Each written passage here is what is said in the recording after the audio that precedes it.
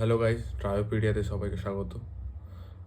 আজকে এই ভিডিওতে আমরা শিখবো বা জানবো যে একটা ওয়েবসাইট পেলে বা ওয়েব পেজ পেলে ওটাকে কিভাবে থট প্রসেস আনতে হয়, কিভাবে থিঙ্ক করতে হয়, কিভাবে অ্যাপ্রোচ নিতে হয়। এই ভিডিওটা আমাদের চ্যানেলে ফার্স্ট ভিডিও। তো সবাই বলতে পারে যে এটা প্রথমে HTML দিয়ে শুরু হলো না কেন, বা CSS দিয়ে শুরু হলো না কেন, সিধা ডাইরেক্ট এই স্ট্রাকচার। সো বেসিক্যালি আমরা যেটা অনেক দিন থেকে বুঝতে পারলাম, জানলাম, আমরা নিজেই সব কিছু করলাম, তখন জানতে পারলাম যে ফার্স্টে আমরা গোল ঠিক থাকে না। আমরা HTML CSS শিখে তো যাই, বাট আমরা বুঝতে পারি না যে কী করব। বাট সেই জন্যে আমরা আলটিমেটলি প্রথমে আমরা এইভাবে ডিজাইন করলাম যে প্রথমে আমরা গোলটা দেখাবো, কিভাবে স্ট্রাকচার বানাতে হয় সেটা দেখব, দেন আমরা ডিসাইড করব যে কী কী শিখলে ওইভাবে স্ট্রাকচার বানানো যায়, ওইভাবে ওয়েব পেজ বানানো যায় এবং ওয়েবসাইট করা যায়। এখানে দুটো পার্সপেক্টিভ থাকে, যেটা ফাংশনাল এবং ডিজাইনিং। সো ডিজাইনিংয়ে কী থাকে, যে অতটা SEO পারপাসে থাকে না, যেটা অ্যাডভার্টাইজমেন্ট ওয়েব পেজ বা ওয়েবসাইটগুলো থাকে সেখানে এতটা SEO পারপাস থাকে না। Just for the marketing perspective they just design the site and just upload it. যখন ফাংশনালিটি আসে, যখন SEO পারপাসে হয়, তখন স্ট্রাকচারটা আরও জরুরি হয়ে যায়। সো দ্যাটস ওয়্যার এই স্ট্রাকচার এবং HTML বা CSS জানাটা খুবই জরুরি। আমরা HTML CSSও নিয়ে আসবো। এই ভিডিওতে আমরা কি রেসপন্স পাই দেখি। যদি ডিমান্ড আসে যে HTML CSSও আনবো, যদি আনতে হয় তো আনবো, যদি ডিমান্ড আসে তো। আর না হলে just for regular tips and tricks, but তারপরে তো ডাইরেক্ট JS আসবে। HTML CSS আনবো না, কারণ ওটা খুবই এখন বেসিক। এখন এই মার্কেটে HTML CSS শেখা খুব একদম বেকার, সব কিছু শেখাটা মেবি আই মিন সে, কারণ ChatGPT আছে, ওখান থেকে করতে গেলে HTML CSS পুরো ইজিলি হয়ে যায়। অনেক কিছু AI আছে, বোল্ড AI আছে, দেন অবভিয়াসলি কোপাইলট আছে ইন দ্য VSS ইন্টিগ্রেশন, সেখানে তো অনেক ইজিলি হয়ে যায়। জানতে হয় কি স্ট্রাকচারটা, থিঙ্কিংটা কেমন করতে হবে, যেটা কারণে আমরা AI যাতে ভুল দিলেও বুঝতে পারি যে স্ট্রাকচারটা ভুল আছে। অ্যান্ড JS-এ কী হবে, অবভিয়াসলি লজিক্যাল থিঙ্কিং, আমাদের হিউম্যান মাইন্ডটা অনেকই ইনটুইটিভ অ্যান্ড বুঝতে পারে যে কেসেসগুলো কী হয়, যেটা AI বুঝতে পারে না, সেই জন্য আমাদেরকে JS শিখতে হবে। সো যদি HTML CSS এর ডিমান্ড আসে তো তবেই ভিডিও আসবে, না হলে সিধা tips and tricks and JS আসবে। সো সো ফার্স্ট আজকে আমরা ভিডিওতে যেটা দেখবো সেটা হচ্ছে কীভাবে স্ট্রাকচার বানাতে হয় একটা পেজের। সো এইখানে একটা ডেমো, একটা সাইট বা ওয়েব পেজ দেওয়া আছে। তো ফার্স্ট আমাদের একটা ন্যাভবার থাকছে, যেখানে একটা লোগো লেফট পার্টে আছে আর রাইট পার্টে কটা এলিমেন্ট আছে উইথ আ বাটন।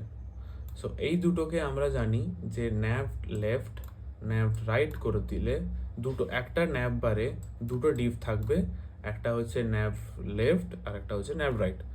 আচ্ছা, এই দুটোকে যদি আমরা জাস্টিফাই কন্টেন্ট স্পেস বিটুইন করে দিই তো এই দুটো সেপারেট হয়ে যাবে, তাদের নিজেদের স্পেস নিয়ে নেবে যতটা দরকার।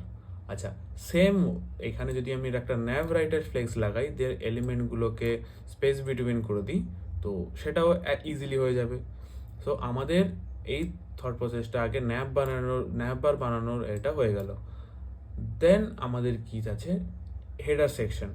যেটা হেডার সেকশনে কি করতে হবে, সেই একই, এখানেও একটা একটা যদি আমরা একটা দাগ টানি এইখানে, তো এখানেও আমাদের একটা লেফট পার্ট থাকবে, রাইট পার্ট থাকবে। রাইট পার্টে কি আছে, লোগো, এখানে আর কিছু নেই, একটা ইমেজ লাগিয়ে দিলেই হয়ে গেল। অ্যান্ড এখানে কি আছে, টাইটেল আছে, টেক্সট আছে আর একটা বাটন আছে, তিনটা এলিমেন্ট আছে। তো তিনটে এলিমেন্ট যখন আমরা করব সেটা স্ট্যাক বাই স্ট্যাক করতে পারি, বা আমরা ফ্লেক্স ডাইরেকশন কলাম করে দিলেও ওটা ফ্লেক্স লাগিয়ে ফ্লেক্স ডাইরেকশন কলাম করে দিলে হয়ে গেল। সেটাও ইজিলি হয়ে যাবে, সেটাও হয়ে যাবে অটোমেটিক, স্ট্রাকচার ওয়াইজ হয়ে যাবে, তার মানে স্পেস নিয়ে নেবে। দেন আমাদের কি আছে, এই ব্র্যান্ড পার্টটা, যেখানে অনেকগুলো ব্র্যান্ড আছে। ব্র্যান্ড তো কিছুই নেই, যখন আমরা ইমেজ যেমন ইম্পোর্ট করি ওইভাবে ইম্পোর্ট করে দিলেই হয়ে গেল। ওটা পরপর এইভাবে আসবে, এইভাবে। দেন যখন আমরা ফ্লেক্স লাগাবো তখন এইভাবে সাইড বাই সাইড ওটা অ্যালাইন হয়ে যাবে, অ্যান্ড স্পেস বিটুইন দিলে স্পেসও নিয়ে নেবে, অ্যান্ড দ্যাটস ইট। আচ্ছা, এইবারে আমাদের আছে আহ, এই পার্টটা, যেমন সার্ভিস পার্টটা, ওটাকে আমরা কি বলতে পারি, মিডল পার্ট। এখান থেকে এতটা হয়ে যাবে আমাদের মিডল পার্ট। সো মিডল পার্টে কি থাকবে, মিডল পার্টে থাকবে এখানে একটা একটা টাইটেল, দেন এইটা একটা থাকবে তার টেক্সট। এটাকে কোনো ফ্লেক্স দিয়ে দিলেই হয়ে গেল, আর এটা জাস্ট মার্জিন দিলে ওটাকে, এই যে স্পেসটা দেখা যাচ্ছে এই স্পেসটাও সে নিয়ে নেবে। আচ্ছা, এখানে এবারে 4টে ডিভ আছে। 4টে ডিভ কী করে আছে, এখানে একটা লেফট পার্টে দুটো ডিভ, রাইট পার্টে দুটো ডিভ।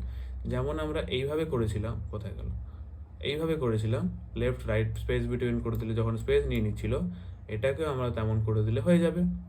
আচ্ছা, দেন আমাদের কি আছে, ফুটার সেকশন। আমরা এই গোটা পার্টকে আমরা বলতে পারি কি ফুটার সেকশন। তো এইখানে সেম, আবার স্পেস বিটুইন, আবার সেই flex direction column, justify content space between হয়ে যাবে। এটাও একটা লোগো আছে, টেক্সট আছে, হয়ে গেল।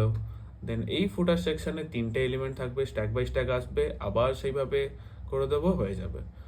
তো ফুটার সেকশনও ডান। আচ্ছা, এটা জাস্ট অনেক ছোট, তাই জন্য ছোট ছোট মনে হচ্ছে। তো তো এইবার আমি যেটা প্রথমে একটা বানিয়ে রেখেছিলাম, যেটা একদম ক্লিন ওয়েতে যেটা ছিল, যেটা আমরা প্রোভাইড করাবো ডেসক্রিপশনে, সেটা হচ্ছে এইটা, যেটা আমি আগে থেকে বানিয়ে রেখেছিলাম এইভাবে। এখানে ন্যাভ পার্ট আছে, ন্যাভের এই যে ন্যাভ বারের দুটো পার্ট আছে, ন্যাভ লেফট ন্যাভ রাইট, যেভাবে বলেছিলাম right left part right part, এইভাবে ভাগ করলে, মানে রাইট পার্ট আর লেফট পার্ট যখন ভাগ করি আমরা, তখন আমরা বুঝতে পারি যে কতটা কি করতে হয়, যে কতটা কি নিতে হয়। একটা ডিবে কটা পার্ট থাকে, একটা ডিবে কটা চিলড্রেন থাকে, পেরেন্টকে কোন কি থাকবে। আচ্ছা, এখানে সেম ফুটার, একটা পুরোটা ফুটার নিলাম, ফুটার টপ। ওকে সো আমরা দেখে নিলাম যে কিভাবে ওইভাবে একটা ডিজিটালি বা কিভাবে স্ট্রাকচার ক্রিয়েট করতে হয় একটা ওয়েব পেজকে। তো এইবারে যে এইচটিএমএল কোড করলে কেমন লাগে সেইটা দেখাবো। সো ফার্স্ট আমাদের ছিল কি, ন্যাপ বার ছিল। ন্যাপ বারের মধ্যে দুটো চিলড্রেন ছিল, একটা nap left and nap right. এবারে ন্যাপ রাইটের মধ্যে অনেকগুলো চিলড্রেন ছিল, যেমন বাটনও ছিল একটা। সো এইভাবে ন্যাপ বারের একটা স্ট্রাকচার বানানো হয়ে গেল। দেন এটাকে আমরা কোল্যাপস করে দিলাম। আচ্ছা, দেন হেডার ছিল, হেডারেও লেফট পার্ট রাইট পার্ট ছিল। দেন হেডারের লেফট পার্টে ছিল কতগুলো title and text and other things. Okay, আচ্ছা, এবারে হেডারও হয়ে গেল। এবারে যেটা ব্র্যান্ডসও নিচে, যেটা হেডারের সঙ্গেই ছিল, তো আমরা কি করবো, এটাকে হেডারের সঙ্গেই দিয়ে দেবো। হেডারের সঙ্গে ছিল, হ্যাঁ হেডারের সঙ্গে ছিল।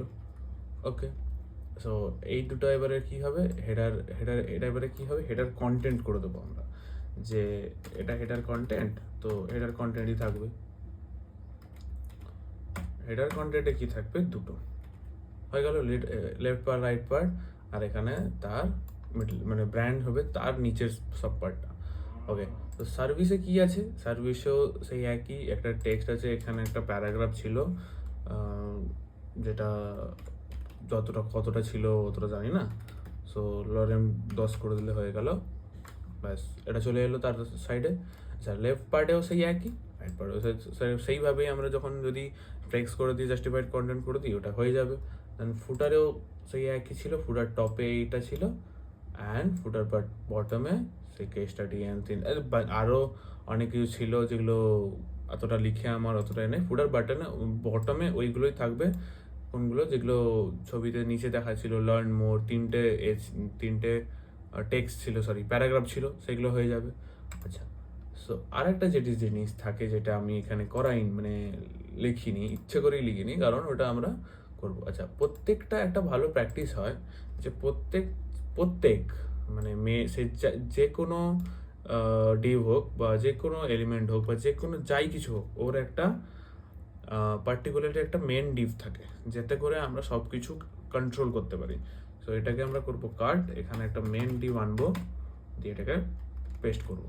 দেন এইটা হয়ে গেল আমাদের পুরো পুরো স্ট্রাকচার যে কেমন এটা হয়। মেনের ভেতরে সব কিছু থাকবে, এটা একটা ধরে নাও মেন ক্যানভাস বলতে পারো, যে এটা মেন ক্যানভাসের মধ্যে সব কিছু আছে। মেনের মধ্যে আছে ন্যাভ, মেনের মধ্যে আছে হেডার, হেডারের মধ্যে আছে আরও অনেক কিছু জিনিস। এইভাবেই আমরা একটা স্ট্রাকচার করতে পারি। সো এইটা এটা তো প্রোভাইড করাবো না, কারণ অবভিয়াসলি তো যেটা প্রোভাইড করাবো আমরা, যেটা ওই যে স্ট্রাকচারটা আমি বানিয়েছিলাম ওটা আমরা বানাবো। যেহেতু আমি এখানে একটা স্ক্রিন রেকর্ড করছি, ওটা অতটা ঠিক হচ্ছে না মেবি, দেখি।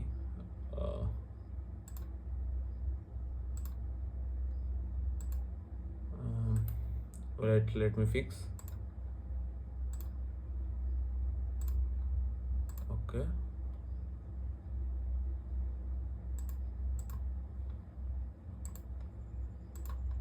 ওকে, সো এইটা কি বলে,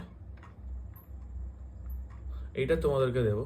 এইটা যে যেটা আমরা আগে থেকে করে রেখেছিলাম, যে কেমন স্ট্রাকচার, এইটা দেখে তোমাদেরকে এই জিনিসটা বানাতে হবে। দিয়ে আমরা একটা ফর্ম দেব, ওই ফর্মের মধ্যে স্ট্রাকচার এইটা দিতে হবে, যে কি কোডটা আছে ওটা তোমরা সাবমিট করতে পারবে।